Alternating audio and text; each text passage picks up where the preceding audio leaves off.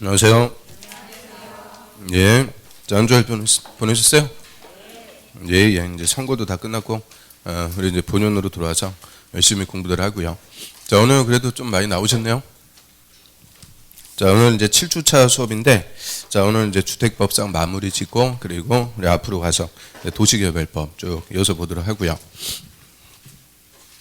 자, 확인학습 문제 먼저 한번 맞춰보겠습니다. 자, 우리 저번 주에는 이제 건축법 싹 마무리 지었죠. 자, 1번 보면 건물에 있는 대지는 다음의 규모 이상에서 조례가 정하는 면적에 못 미치게, 여기서 못 미치게는 미만으로 분할할 수 없다. 이 대지의 최소 면적 기준이라고 하고요. 주거지역에서는 60, 상업공업지역은 150, 녹지지역 200, 나머지 60. 그래서 용도지역별 이 면적이 대지, 건물이 있는 땅, 대지의 최소 면적. 그래서 대지는 이 면적보다 작게 미만으로 분할할 수가 없고요. 그다음 이번에 건물이 용적률을 초과해서 건축했다. 용적률 초과. 자, 이거를 중대한 위반이라고 그래요. 건축법의 중대한 위반에 대해서 시정명령을 내렸는데 이 시정명령에 불응할 때 이때는 이행강제금 부과하죠. 그럼 일단 중대한 위반이니까 시가표준액 100분의 50%의 위반 면적을 곱한 금액. 자, 요거를 딱 기준 금액이라고 그래요. 기준 금액에 다시 위반 내용별로 일정한 비율을 곱한 금액에 이행강제금 부과하고요. 용적률을 초과했을 때는 몇 프로 곱하는 거냐? 90%를 곱하는 거죠. 그래서 위반 내용에 따라서 제일 나쁜 거는 허가 위반이라고 그러죠. 허가 위반 100% 다. 그리고 용적률 초과는 90, 건폐율 초과는 80, 신고 위반일 때는 70. 그 일정한 비율을 다시 곱하는 거죠. 그 다음 3번. 자, 국민주택 규모란 주거 용도로만 쓰는 면적, 이 전용 면적이 1호, 단독이든 1세대, 공동이든 다 원칙은 85제곱미터 이하죠. 85 이하. 다음은 시골, 수도권을 제외한 비도시에 의면 시골에서는 100제곱미터 이하로 할 수 있다. 그래서 국민주택 규모 원칙은 85, 예외 100입니다.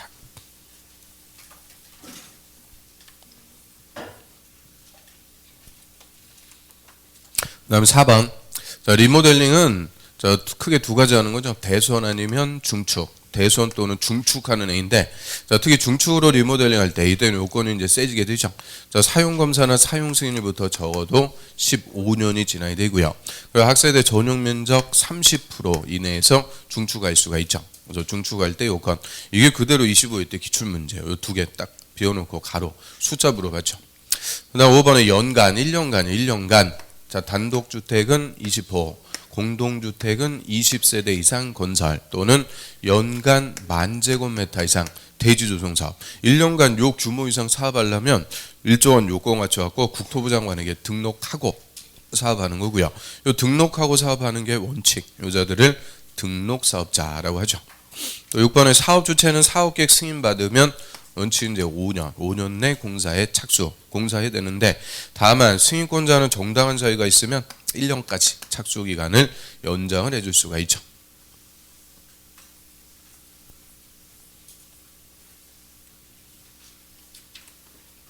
그 다음 7번. 다음 지문 중에서 틀린 것은 대담하네요. 또 열심히 보자. 자, 1번에 전용주거, 일반주거. 우리 주거지역에서는 주택, 가장 기본적인 건물, 이 주택의 일조권을 위해서 모든 건물에 높이 제한합니다. 원칙은 정남이 아니고 정북 방향 인접대지 경계선으로부터 건물 높이에 따라서 일정 거리 이상 뛰어가 건축합니다. 그 뛰어서 건축하는 것을 이격시킨다 이렇게 얘기하죠. 그래서 북쪽으로부터 뛰어가지고 타인의 일조권 침해하지 마라. 그게 원칙. 그 다음 2번에 공동주택, 일반상업, 중심상업 쪽에서 건축하는 것은 제외하고요. 자, 공동주택은 채광 등 확보를 위해서 일정한 높이 이하로 한다. 자, 맞죠? 자, 여기 왜 또 다 들어가 있지? 자, 요 2번 지문은 맞는 거고요. 그 다음에 3번.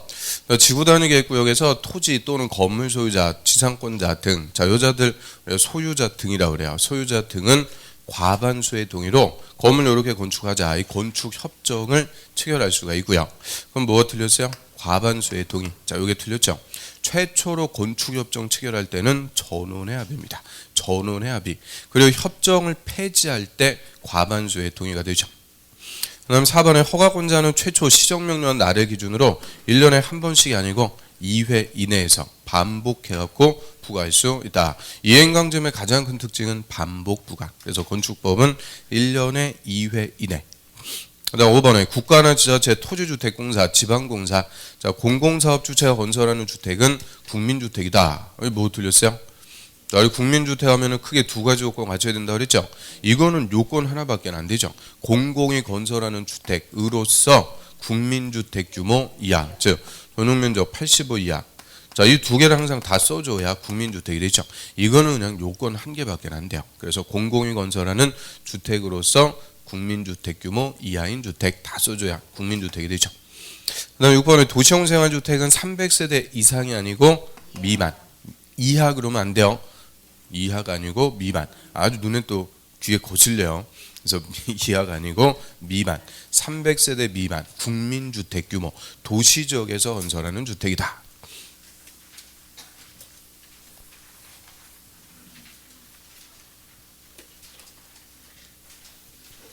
그 다음 7번 주택단지에 딸린 놀이터, 근린자활절, 유치원, 주민운동설. 자, 요 어린 놀이터부터 주민운동설까지 여기까지는 복리설이죠. 복리설. 그리고 지역난방설 이거는 간선시설이라고 부르죠. 간선시설. 다 부대설이 아니다. 자, 여기 작년 기출지문. 그 다음에 9번에 국민주택 공급받기 위해서 직장조합 설립할 때 그럼 국민주택을 공급 분양만 받기 위해서 직장조합 설립할 때는 인가받는 게 아니고 신고 얘만 신고하고 설립하는 주택조합이죠. 국민주택을 공급만 받기 위해서 직장조합 설립할 때는 시군구청장한테 신고하고요. 대신 얘는 건설하는 거 아니니까 간단하게 무주택 세대주 모아갖고 신고만 해줘라. 조합원은 누구만 된다? 무주택 세대주. 국민주택을 공급받을 수 있는 자격. 무주택 세대주만 조합원이 되죠. 10번에 주택조합, 리모델링 조합은 건설하는 거 아니니까 빼고요. 주택조합은 건설 예정 세대수 50% 이상 조합원으로 구성하되 여기까지는 좋았어요. 이 원칙. 근데 조합원은 최소 10명이 아니고 20명 이상은 돼야 되죠. 20명 이상. 그래서 조합원 수의 요건 원칙은 건설 예정 세대 수 50% 이상 최소 20명 이상 이 요건을 설립 인가 받는 날부터 사용 검사 받는 날까지 계속해서 충족을 해줘야 되죠.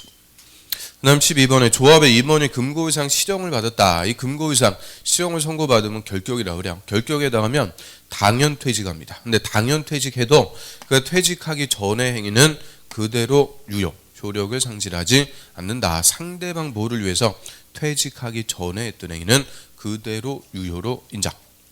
14번에 전체 세대수 300세대 이상 주택단지는 공구별로 분할해서 주택을 건설 공급. 분할 시행한다고 그러죠. 300세대가 아니고 600세대.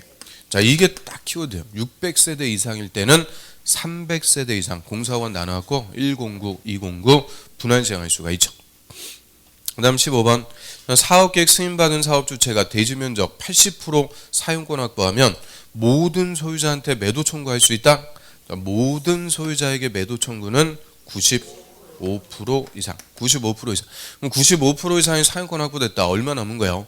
5% 미만 찌끔 남았다. 이때는 모든 소유자에게 매도 청구할 수가 있죠.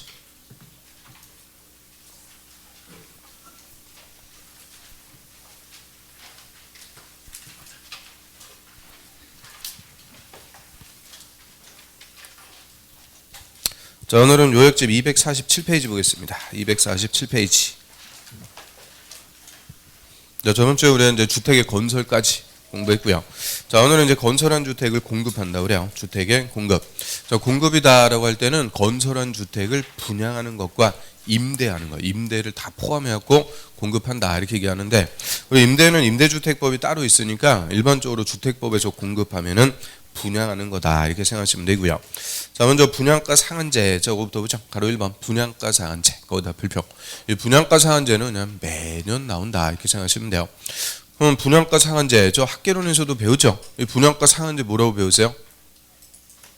또 뭐 안 배웠죠. 하여튼 분양가 상한제는 분양가 상한선 딱 정해놓고 그거보다 비싸게 분양하지 마라. 그래서 한마디로 비싸게 분양 못하게 함으로써 무주택 서민들에게 싸게 주택을 공급받도록 하고요. 그리고 아파트 분양가가 높아지니까 주택가격도 덩달아 올라가죠. 주택가격 급등 원인. 그래서 분양가 규제하는 것을 말 그대로 분양가 상한제. 그럼 분양가 상한제 조용주택 자, 사업 주체가 일반 공급하는 공동주택, 그거 쫙 있죠. 일반 공급하는 공동주택. 그럼 쉽게 얘기하면 일반 분양하는 아파트 중에서 다음에 해당하는 지역에서 공급하는 주택은 이 법이 정하는 기준에 따라 산정되는 분양가 이하로 공급한다. 즉 사업 주체가 분양가 지가 받고 싶은 만큼 다 받는 게 아니고 주택법에 따라 산정되는 분양가 이하로만 받아라. 이렇게 분양가를 규제하는 거. 그거를 분양가 상한제 적용 주택이라고 하고요. 자, 원칙은 박스의 기억번 공공택지 옆에다가 원칙 씁니다. 원칙. 그게 원칙이에요. 공공택지. 그럼 이제 분양가 상한제 조용주택 우리 원칙 뭐라고 그러면 돼요? 분양가 상한제 조용주택이란 오늘 금요일 되면 아무 생각 없는 거죠. 자, 공공택지에서 원칙 공공택지에서 사업 주체가 일반 분양하는 공동주택은 원칙적으로 분양가 상한제를 적용한다. 1년을 배워도 분양가 상한제가 뭔지 몰라요. 자, 그런데 그 밑에 니은 공공택지 외의 택지 그렇죠? 공공택지 외의 택지 그거는 뭐라고 그러면 돼요? 민간택지 그러면 되죠. 공공이 아니면 민간.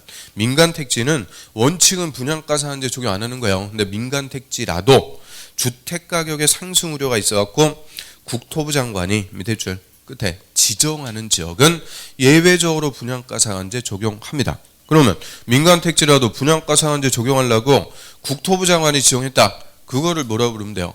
그걸 무슨 지역? 분양가 상한제 적용 지역이라고 그러죠. 아니 그 분양가 상한제 적용하려고 지정했으니까 분양가 상한제 적용 지역이라고 하고요. 아이고 힘들어요. 그래서 자 원칙 분양가 상한제 조용주택은 공공택지에서 일반 분양하는 공동주택. 다만 민간택지라도 국토부 장관이 지정하면 거기서는 분양가 상한제 적용합니다. 근데 밑으로 와서 예외 다음에 해당할 때는 분양가 상한제 적용 안 한다. 이게 시험에서는 맨날 나오는 거죠. 그래서 기억번에 도시형 생활주택. 도시형 생활주택은 분양가 상한제 적용 안 해요. 이유는 도시형 생활주택 뭐 원룸형 4평 5평 조그맣다 그랬죠. 소규모로 싸게 분양하는 거니까 뭐 도시형 생활주택이 몇십억 가고 그러는 거 아니에요. 그래서 어차피 싸게 공급하니까 적용 안 하고요. 그 다음 니은번은 쭉 옆으로 하면 경제자유구역 그렇죠. 경제자유구역에서 건설 공급하는 공동주택. 여기 인천의 송도 같은데 이 경제자유구역에서 분양하는 아파트는 내국인 대상이 아니고 외국인 대상. 외국인한테 싸게 분양해 줄 필요가 없어요. 외국인 대상. 그다음 디귿번은 좀 옆으로 와서 관광특구 있죠. 관광특구에서 건설 공급하는 공동주택인데 그 층수가 50층 또는 50층 이상이거나 우리 건축법에서는 한 층의 높이를 4m. 근데 주택법은 한 층의 높이가 주택은 4m 하는 거 아니죠? 3m 잡아요. 그래서 50층 곱하기 3m 하니까 높이는 150m 또는 이상인 경우. 그러면 50층 이상이거나는 엔드가 아니고 또는 50층 이상 또는 높이가 150m 이상 둘 중에서 하나만 걸리면 된다 그죠? 그러면 우리 관광특구 해운대 같은데 해운대에서 50층 이상 그 뭐 LCT 그런 거 있죠? 초고층 건물들. 그럼 그거 한번 생각을 해보면 그 해운대 같은데 50층 이상 아파트 경관이 어떻게 있어요?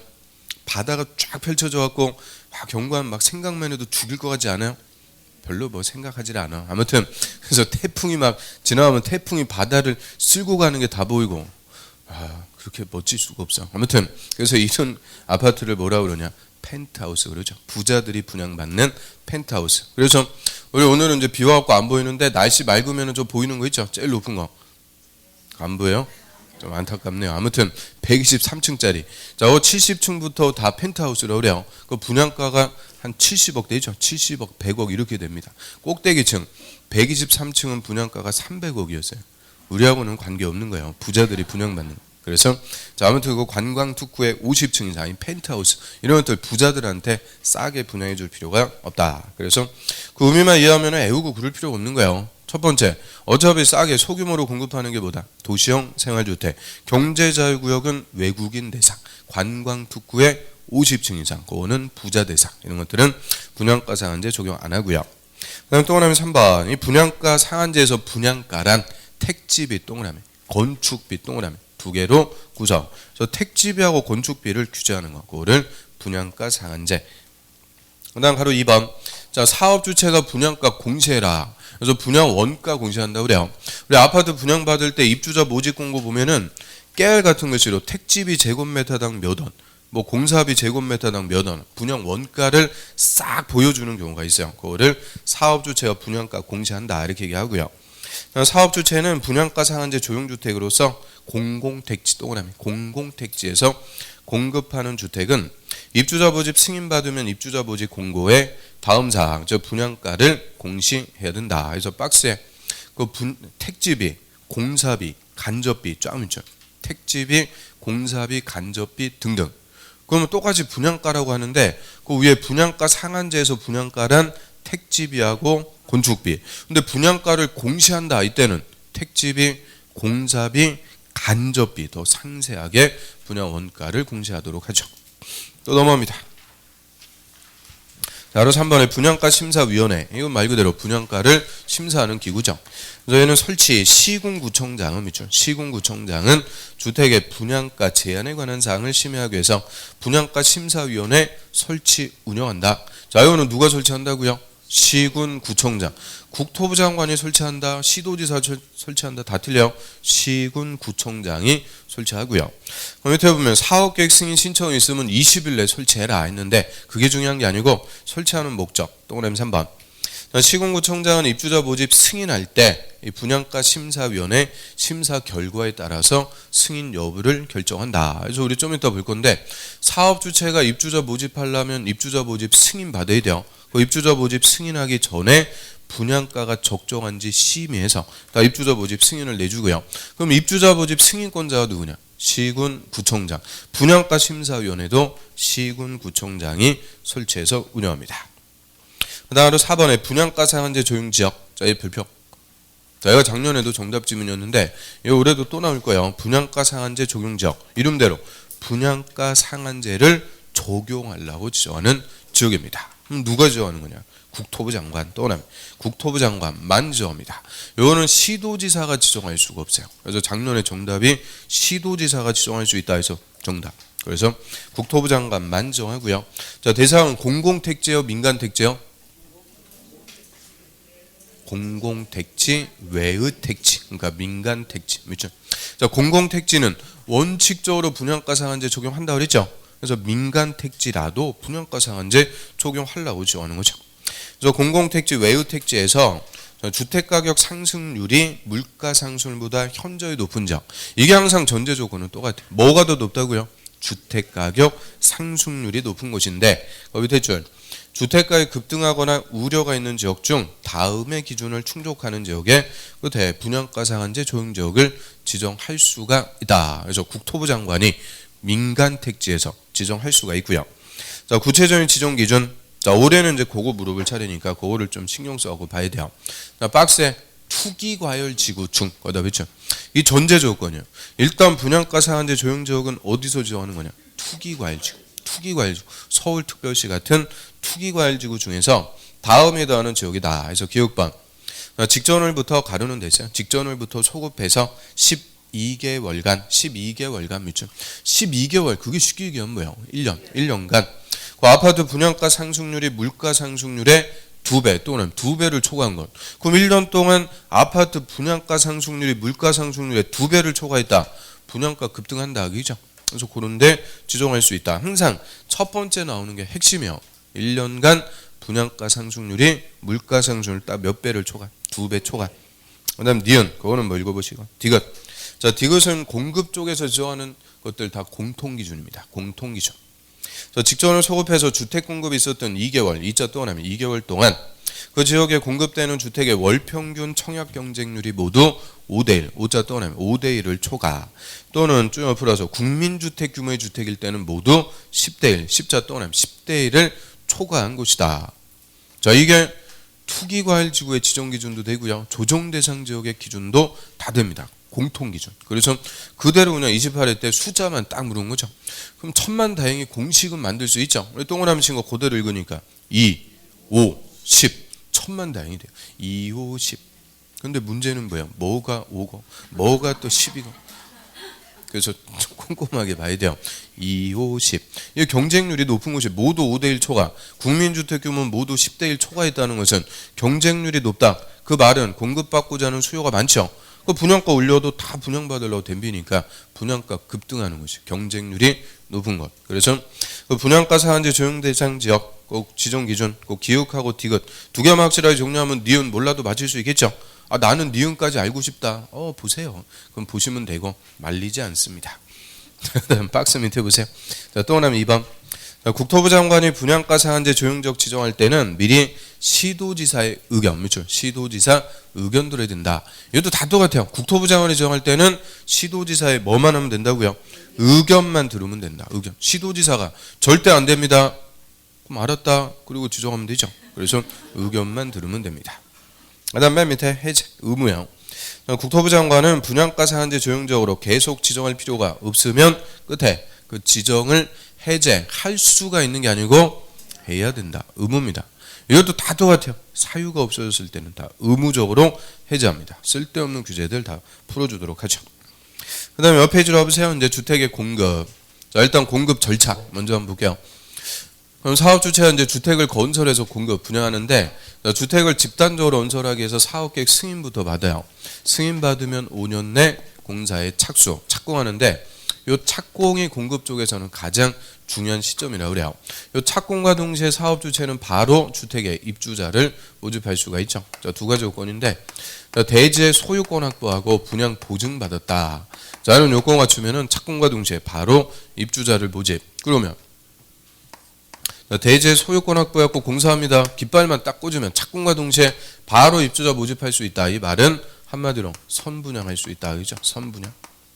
선분양인데, 자, 입주자 모집 선분양하니까 입주자 모집 조건, 방법, 절차 뭐 이런 것들이 적합한지 사업주체는 입주자 모집 승인 받아야 돼요. 입주자 모집 승인 누구한테 와서 받는 거냐? 시군 구청장에게 입주자 모집 승인부터 받고요. 요 승인 신청하면은 시군구청장이 우리 좀 전에 봤던 분양가 심사위원회 그거 열어갖고 분양가가 적정한지도 다 심의해갖고 입주자 모집 승인을 내주게 돼요. 그런데 입주자 모집 승인 안 받는 게 있어요. 공공사업주체. 요 공공사업주체는 절대 입주자 모집 승인 안 받는다. 이게 맨날 나오는 거죠. 그래서 공공사업주체가 입주자 모집 승인 받는다. 그러면 무조건 틀려요. 그래서 민간사업주체만 입주자 모집 승인 받아갖고, 자, 입주자 모집 승인 떨어지면 이제 공개 모집, 분양 광고를 해서 입주자를 공개 모집합니다. 분양 광고 보고 공급받고자 하는 자들이 사업주체에게 공급 신청, 자, 이거를 두 글자로 청약한다 그러죠. 청약 통장 써가지고 이제 청약을 해요. 그러면 청약하면은 그 청약한 자 중에서 공급 순위, 1순위, 2순위, 순위에 따라서 주택의 입주자를 선정합니다. 1순위자부터 먼저 입주자를 선정하는데 동순위 대부분 1순위죠. 동순위면 가점 또는 추첨에 따라서 입주자를 선정. 그런데 남았어요? 그러면 이제 2순위로 가는 거죠. 2순위. 2순위까지 갔는데도 남았다. 그럼 뭐라 그래요? 미분양. 그때부터는 선착순으로 합니다. 그래서 이 순위에 따라서 입주자를 선정. 그 입주자로 선정된 자가 계약금 내고 사업주체하고 계약을 체결합니다. 계약을 하면 그때부터 고자를 뭐라 그러는 거냐? 입주 예정자. 입주 예정자. 우리 저번 주에 입주 예정자 들어본 적 있어요? 없어요? 뭘 때 들어봤습니까? 그냥 들어만 봤어요? 자, 우리 사용검사. 이 사용검사 받는 순서할 때 사업주체 못하면 시공보증자, 못하면 입주 예정자 대표회의가 사용검사 받을 수 있다 해서 한번 들어봤는데 그 입주 예정자가 이 사람들이에요. 그거 할 때 누군지 막 궁금하고 그러지 않았어요? 안 왔어요. 아무튼 자, 입주 예정자가 납부한 계약금 이거 받아갖고 사업주체가 공사하는 거예요. 공사 뭐 한 3년 공사하면서 중도금도 그냥 6개월에 한 번씩 한 6번 정도 받죠. 중도금 쭉 받으면서 공사 다 끝났어요. 그럼 이제 사업계획 승인 받은 대로 공사했는지 검사, 이 시군구청장한테 사용검사부터 받고요. 사용검사가 떨어졌다? 그러면 이제 아파트 공사는 다 끝났어요. 그래서 사업주체가 새로 건설된 아파트에 최초로 하는 등기, 소유권 보존 등기부터 다 사업주체 명의로 해놓고요. 그래서 사업주체는 이제 공사 끝났으니까 입주 예정자한테 언제까지 입주들 하세요? 입주하라고 이제 통보하는 거예요. 입주 통보. 입주 통보 받으면 어떻게 돼요? 심쿵이라고 그랬죠. 심장이 벌렁벌렁. 드디어 내 새 아파트에 입주하는구나. 그래서 입주 통보받은 입주 예정자가 잔금 치르고 열쇠 수령해서 아파트에 입주하면서 근데 사업 주체로부터 등기도 넘겨와요. 등기까지 넘겨왔다. 그러면 이제 소유권 취득에서 분양 끝나는 거죠. 그래서 그 소유자들을 입주자라고 그래요. 그럼 위에는 건설 절차, 밑에는 공급 절차. 공급은 지금 어디서 다 끝나버리는 거냐? 착공과 동시에 다 입주자 모집해갖고 다 분양계약 체결해놓고 나중에 공사 끝나면 입주시켜주니까 이 절차를 선분양 후건설. 그래서 지금 주택법에서 공급 절차는 선분양을 취하고 있다. 그 얘기고요. 그래서 249페이지 맨 위에 입주자 모집. 사업 주체인데 공공주택 사업자는 제외. 거 있죠. 거기다 불표. 사업 주체가 입주자 모집하려면 밑에 줄 시군 구청장한테 승인 밑줄. 그거를 입주자 모집 승인이라고 그래요. 근데 가로에 보면 복리시설은 신고 밑줄. 그럼 복리시설은 쉽게 얘기하면 뭐야? 상가 입주자 모집할 때는 승인이 아니고 신고만 해라. 신고. 그래서 자, 입주자 모집 승인 받거나 복리시설은 신고해라 그랬는데 맨 앞에 누구는 제외라고요? 공공주택 사업자는 제외. 그게 20회 후에 그냥 4번이나 기출이에요. 4번이나. 그럼 공공주택 사업자가 누구냐? 그 밑에 박스에 보시면은 자, 이거는 공공주택 특별법 다른 법의 개념인데 그냥 주택법에서 막 갖다 쓰고 있어요.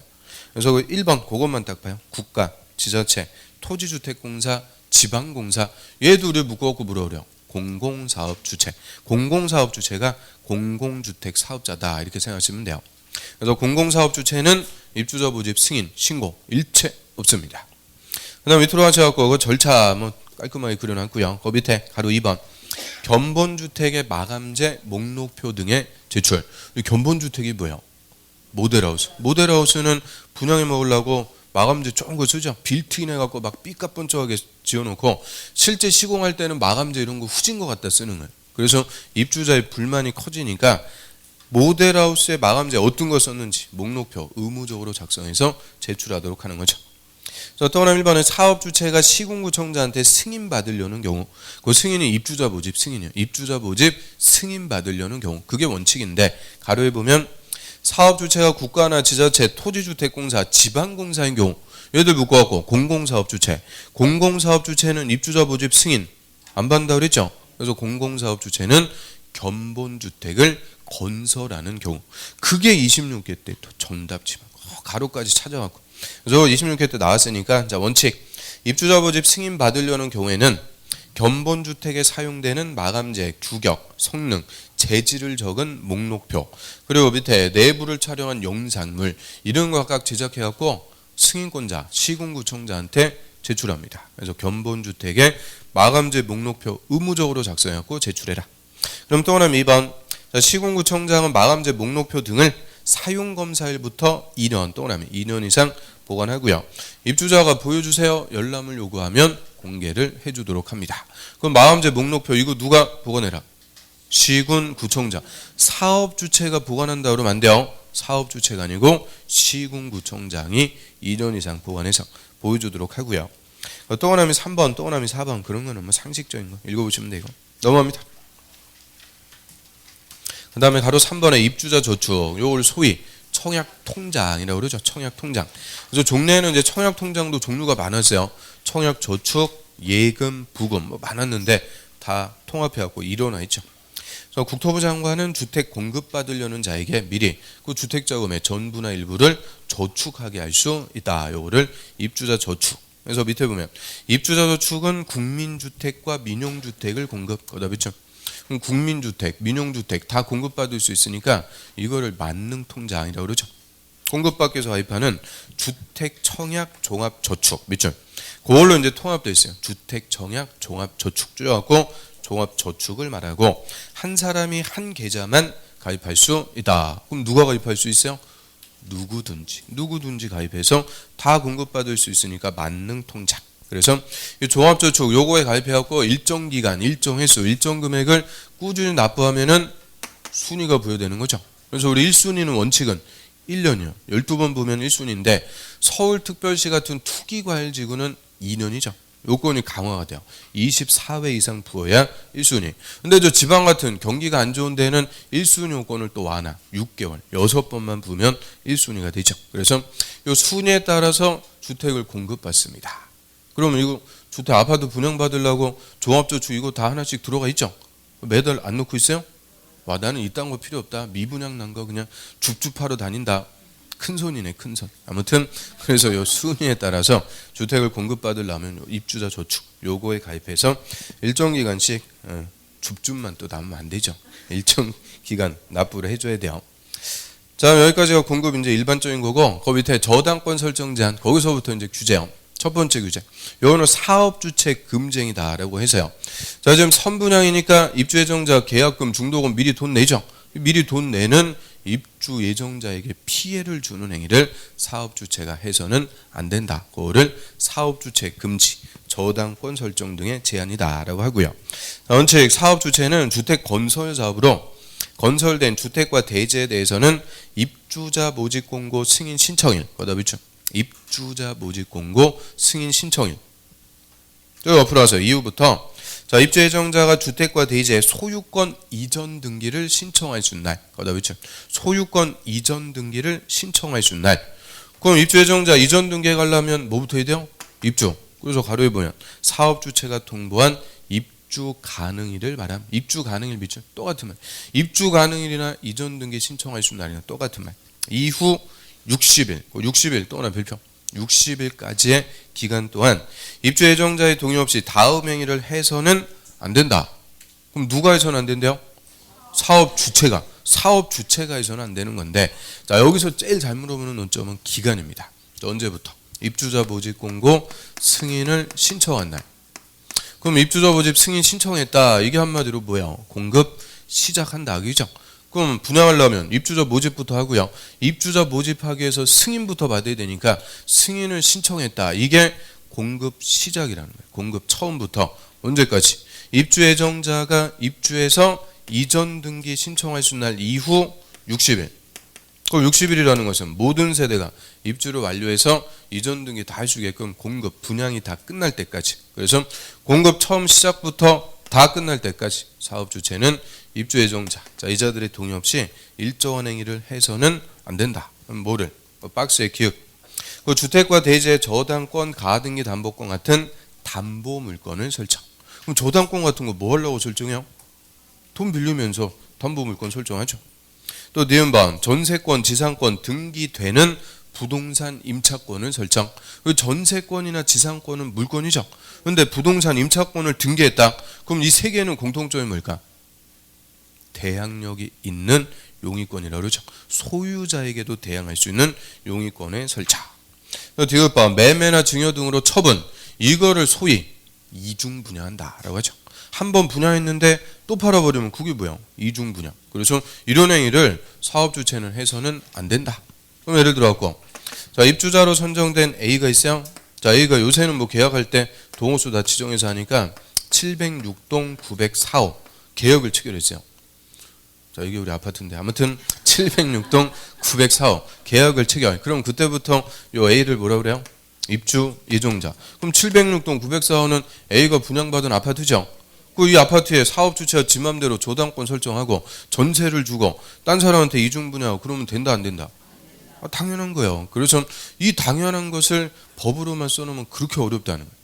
그래서 입주 예정자 분양받을 아파트에 사업 주체가 지 맘대로 저당권 같은 거 설정하면은 안 된다. 그래서 당연한 거니까 기간이 항상 핵심이에요. 언제부터라고요? 입주자 모집 공고 승인 신청한다. 공급 처음부터 언제까지? 입주 예정자가 입주해서 이전 등기 신청할 수 있는 날 이후 60일까지.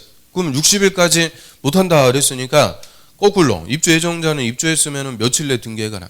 60일 지난 다음에는 법에서도 책임 안 진다. 그래서 딱 60일까지 못하게, 사업 주체가 못하게 딱 규제하고요. 자, 그런데 밑에 예외, 또 예외 탁음에 당할 때는 또 예외가 있어요. 그 박스에 기억. 그 주택의 입주자에게 주택구입자금 일부를 융자, 거다 비추. 입주자에게 주택구입자금의 일부를 융자는 대출이죠. 대출해줄 목적으로 주택도시기금이나 금융기관, 은행으로부터 주택건설자금 등을 융자받을 때, 그럼 사업주체가 은행에서 돈 빌려요. 그래서 사업주체가 쓰는 게 아니고 다시 입주자에게 뭐 해준대요? 주택구입자금을 융자해준다. 이게 뭐예요? 사업주체 신용으로 입주자에게 중도금 대출, 요거를 집단대출이라고 그러죠. 집단대출. 이거 한마디로 사업주체가 돈 빌리는 거 아니고 누가 돈 빌리는 거예요? 입주자가 주택 구입자금 대출 받을 때 이때는 입주자가 돈 빌리는 거니까 저당권 설정할 수 있다. 당연한 거고요.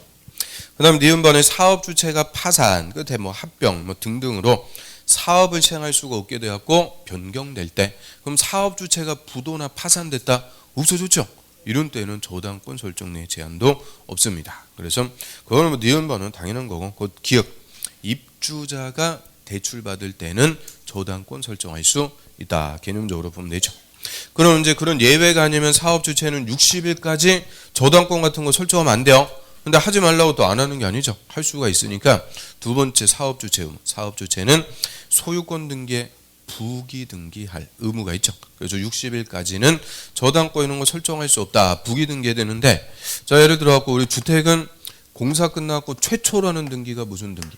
보존 등기. 아파트 등기부 새로 만드는 거죠. 그래서 1번 소유권 보존. 사업 주체가 보존 등기요. 사업 주체 주소 연월일 보존 등기하고 끝나는 게 아니고 요 밑에다 1에 1. 요 아파트는 60일까지 이건 뭐 통보한 날부터 60일 계산하면 되니까 몇 년 몇 월 며칠까지 저당권 같은 거 설정할 수 없다. 자 이런 사항에 대해서 부기 등기 해놓으라는.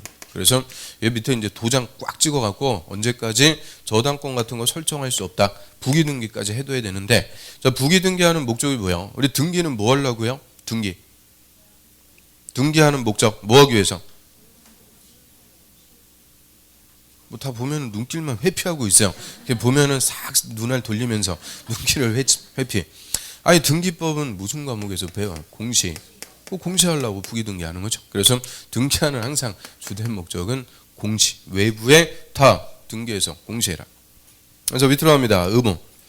저당권 설정 제한할 때 사업 주체는 주택과 대지가 입주 예정자의 동의 없이는 양도, 제한 물건 설정, 압류, 뭐 가압류 등등의 목적물이 될 수 없는 재산임을 소유권 등기에 부기 등기해야 된다. 의무. 딱 끊고요. 부기 등기해둬라. 그런데 다만 사업 주체가 국가나 지자체, 토지주택공사 등 공공일 때는 밑에 줄 그러하지 않다. 그 한마디로 공공사업 주체는 부기 등기 의무가 없다. 공공이 이중 분야를 염려 없죠.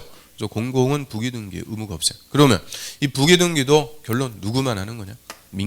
민간 사업 주체만 부기 등기 의무가 있고요. 자, 그런데 우리나라는 토지하고 건물의 등기부가 각각 따로따로 있죠. 부기 등기도 각각 해줘야 돼요. 그래서 밑에 시기. 자, 부기 등기는 주택건설 대지는 입주자 모집 공고 승인 신청과 동시에 딱 끊고요. 건설된 주택은 보존 등기와 동시에 꺼다붙죠. 주택은 보존 등기와 동시에 해둬야 된다.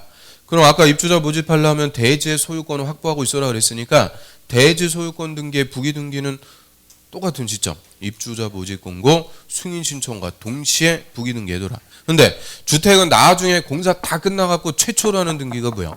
보존 등기. 보존 등기할 때 동시에 부기 등기한다. 그래서 이 두 개니까 딱 바꿔갖고 주택은 입주자 모집 공고 승인 신청과 동시에 부기 등기해야 된다. 그러면 입주자 모집 승인 신청할 때는 주택이 있다 없다? 그럼 등기부도 없다. 그 선분양이라는 거 이만하면은 이거 외우고 그럴 필요도 없어요. 그래서 주택은 나중에 최초로 하는 등기 항상 뭐 할 때 부기 등기하는 거냐? 보존 등기. 이따 전매 제한의 부기 등기도 똑같아요. 주택의 부기 등기는 무조건 언제 한다? 보존 등기할 때 동시에 부기 등기합니다. 자, 그 주택 그것만 확실하게 딱 정리하면 돼요. 그다음에 옆에 보세요. 그 부기 등기했을 때 효과. 자, 부기 등기 이후에 대지나 주택을 양수, 제한 물건 설정, 압류, 가압류 등등의 목적물로 해봤자 효력을 무효 또는 무효로 한다. 취소할 수 있다. 이러면 틀려요. 취소가 아니고 그냥 무효입니다. 위법 무효. 부기 등기 이후에 저당권 설정해봤자 무효. 그래서 종전에는 이제 그 사업 주체 금지행 이거를 잘 물어봤는데 요새는 조금 물어보는 논점이 옮겨가 있어요. 그래서 가로 3번 사용 검사 후 매도 청구. 자, 얘 별표. 자, 얘가 작년에도 단독 한 문제, 재작년에도 한 문제, 27회 때도 정답. 아주 요새 제일 잘 물어보는 파트죠. 그래서 매도 청구는 항상 중요한 제도예요. 매도 청구. 동그라미 1번.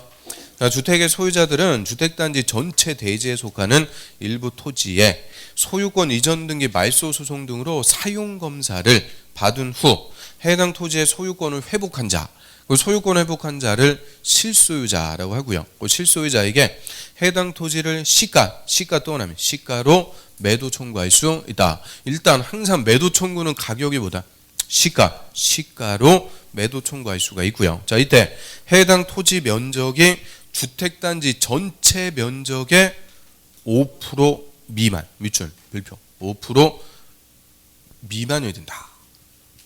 그럼 매도 청구 일단 제목이 뭐예요? 사용 검사 후에 매도 청구. 그럼 사용 검사 떨어졌다는 것은 이제 아파트 단지 건설 공사 다 끝나가지고 입주자들 입주해갖고 생활하고 있는데, 자, 이 주택단지의 일부 토지의 소유권을 사용 검사 이후에 회복한 자, 그거를 실소유자라고 그래. A가 실소유자다.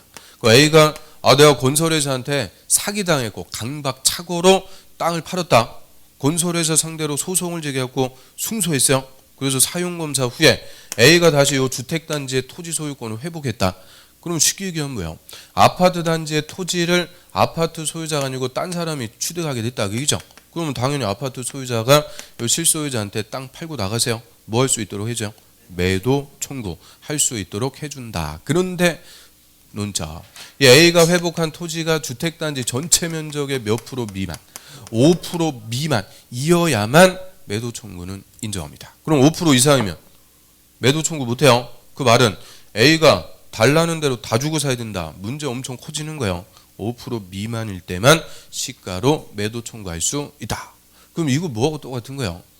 저번 주에 사업계획 승인받은 사업 주체가 모든 소유자한테 매도 청구하려면 몇 프로 이상의 사용권 확보? 그럼 95% 이상. 반대로 해석하면 5% 미만이면 모든 소유자에게 매도 청구할 수 있다고 그랬죠.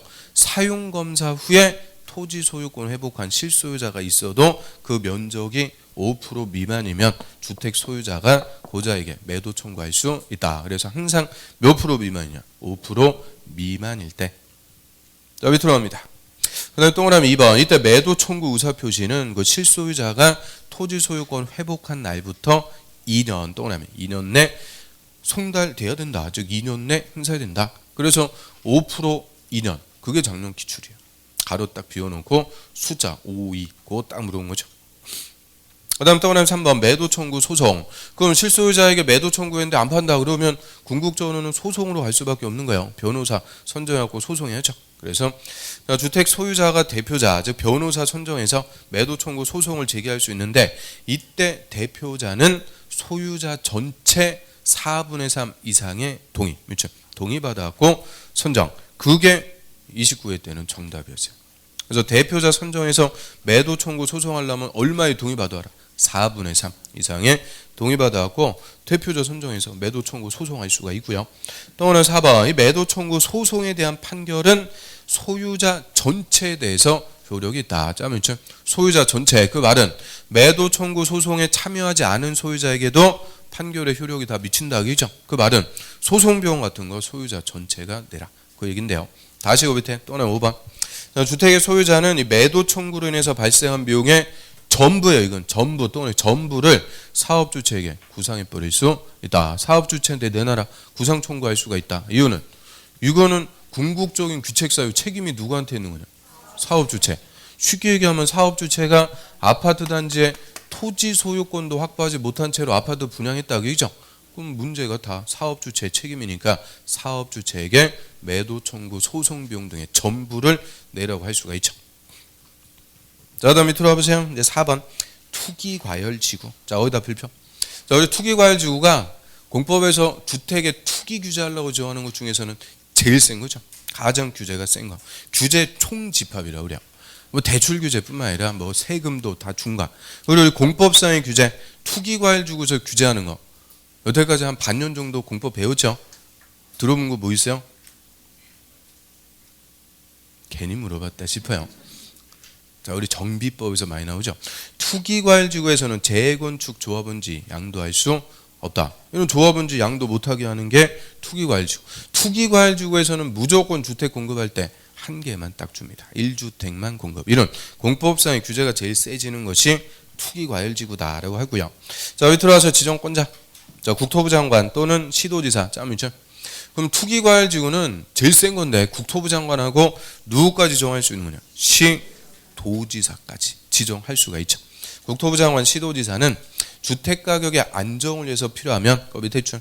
투기과열지구 지정할 수 있다. 이때 투기과열지구 지정은 끝에 최소한의 범위로 한다. 최소한 동그라미. 최대한으로 한다 그러면 틀려. 최대한은 막 독도까지 지정하겠네.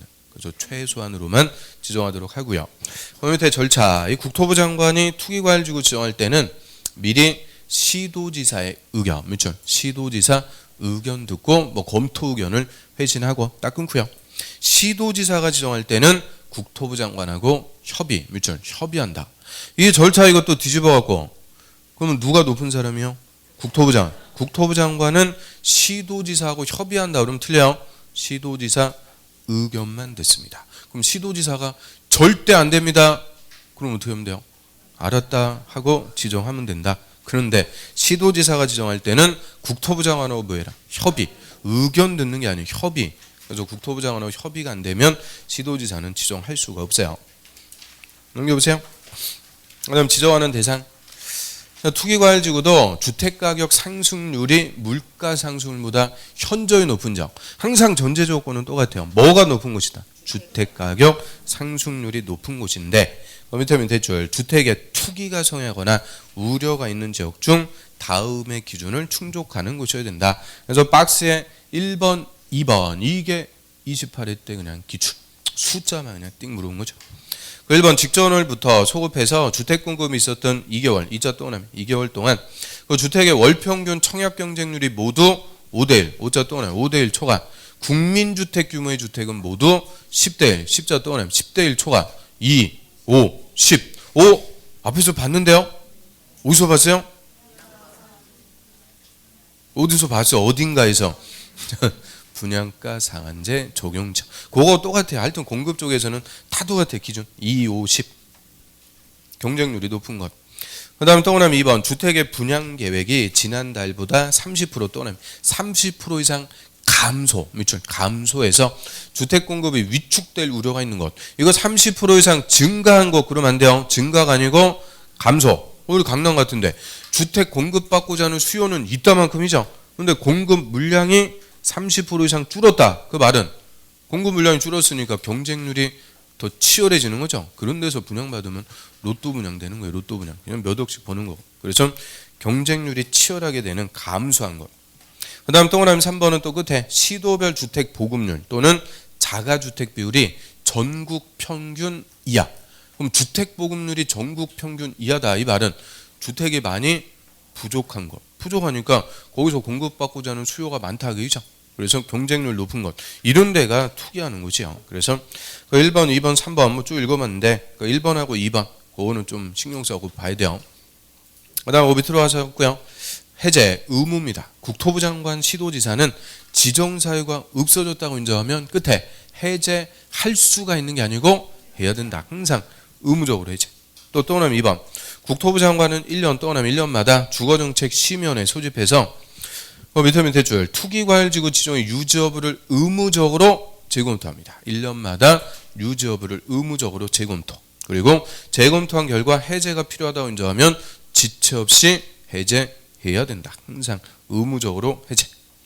그다음 동그라미 3번 투기과열지구로 지정된 지역에 시도지사나 시군구청장은 여기서 시도지사나 시군구청장은 지정권자가 아닌 자들. 지정권자 아닌 시도지사나 시군구청장은 오면 대출 지정 사유가 없어졌다고 인정하면 국토부 장관 또는 시도지사에게 지정 해제해달라고 요청할 수 있다. 밑에 해제를 요청받은 국토부 장관, 시도지사는 40일 내 주거정책 심의원에 심의 거쳐갖고 해제 여부 결정해서 통보해 주도록 합니다.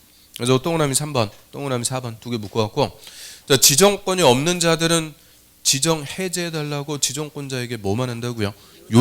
요청을 받은 지정권자는 40일 내 해제 여부 결정해서 통보. 자, 이것도 공급 쪽에서 다 똑같아요. 분양가 상한제 적용지역, 투기과열지구, 조정대상지역 다 공통. 그래서 해제 요청하면 40일 내 해제 여부 결정했고 통보해라. 자, 일단 거기까지 하고요. 좀 쉬었다가 이어서 봅니다. 이거 그냥 그대로 두세요.